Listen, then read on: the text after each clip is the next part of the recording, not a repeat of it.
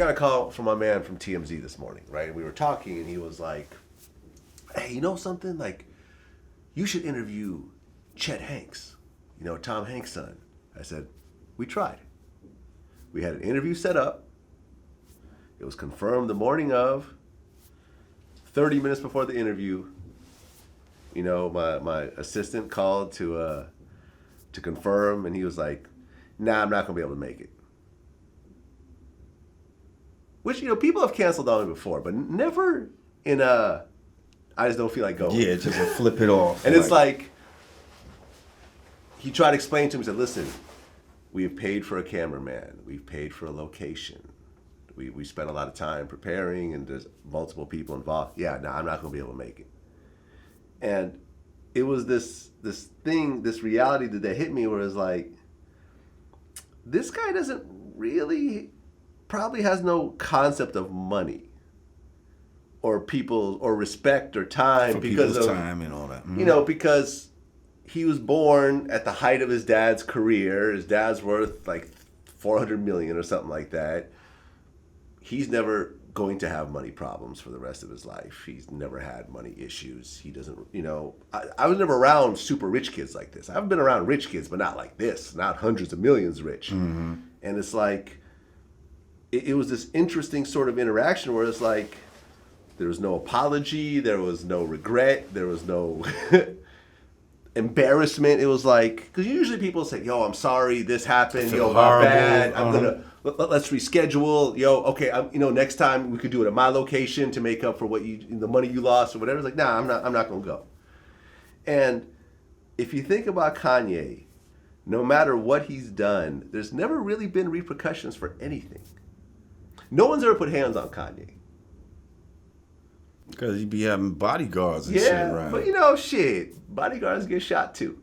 Well, you said putting hands. Well, I'm saying, no, but I mean, shit, Reagan got shot. Kennedy got killed. It don't matter how many bodyguards you have. Someone.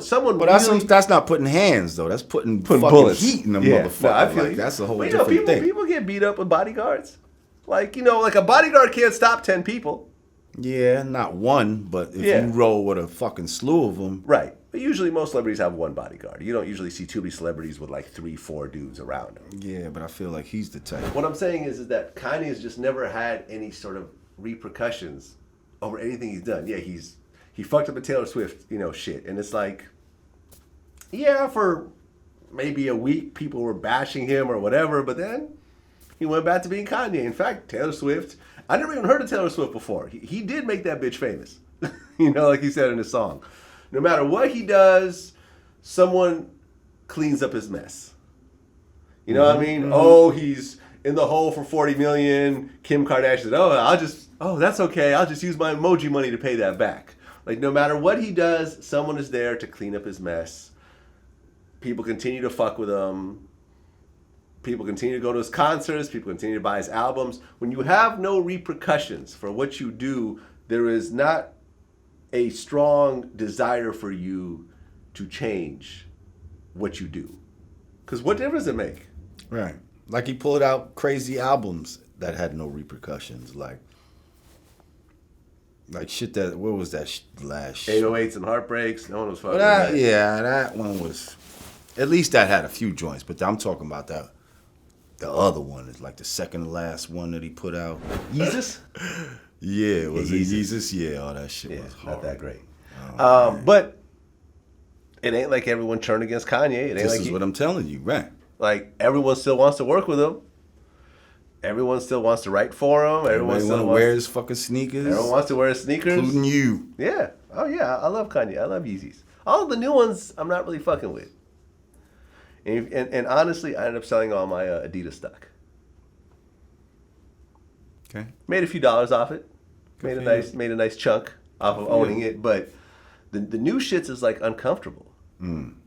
They're like super narrow in the front, and like I usually wear a size 11 in like his old Yeezys and the Yeezy 350s and the V2s, which are supposed to essentially be the same sneaker but just an updated model. I have to wear a size 12, and even the 12s aren't very comfortable. Mm. There's this video of fucking Jim Jones like kicking the shit off his feet, like, yo, Kanye, like, these cost too much for these to be this uncomfortable. Like, what the fuck you doing? You know, so I said, all right, I had a nice run with it. I got a pair at home that I never wear because they're just not very comfortable. Whereas, you know, so it's like when you have no repercussions for what you do, most people just don't change. This is true. It's like... Till you forced to change. Yeah. Till something forces you to change. Something forces you to change. It's gonna happen. It may or may not. You never know. Nah, trust me. You never know. The universe will bring it to them. It don't have to be a person. You know what I mean? It's gonna be a circumstance. It's gonna be an event that'll do it. So Talib went on VladTV and he said, older artists and traditional artists and legacy artists have to learn from newer artists. You know, learn from the 21 Savages and the Little Yachties and the Ugly Gods, I guess, that I haven't just heard about just now. And people, they get confused by thinking you gotta like the music or you gotta relate to the music. There's a lot of that music I don't, you know, Little Yachty, the song he got out now, whatever his new single out, this is the first one I like from him. It took me a minute to like his music, but I've been watching his movement for a while. I've been seeing what Coach K and them been doing, you know what I'm saying? Like, people think that they have music is emotional, so people respond to music emotionally. And if it's not something that they grew up on or something that is speaking their language that they relate to, they're automatically dismissive of it without understanding the movement. They dismiss the movement along with the music. And it's like, you can't dismiss the movement because you gotta respect an artist getting their shit out there like that. You gotta respect it if you're an artist. Yeah, I mean, definitely these young kids, you know, they've grown up with the internet. You understand? Where it's like these motherfuckers been on the internet all day, every day type of shit. So, of course, they're gonna find ways that somebody from my era, you know, because I know some people that don't even like to fuck with the internet that's my age. Like, you know what I mean? right, Like, still got a flip phone. Right. I fortunately started fucking with it, you know, pretty early. But a lot of people's like, I don't even really know how to fuck with the computer like that. You know what I mean? So it's like, that's just a sign of the times as far as being able to use this new media to promote yourself. Yes, we can learn from that. You know what I mean? Find out, you know, what they did to get those numbers that high. You know what I mean? Absolutely. Each one teach one. You're never too old to learn something.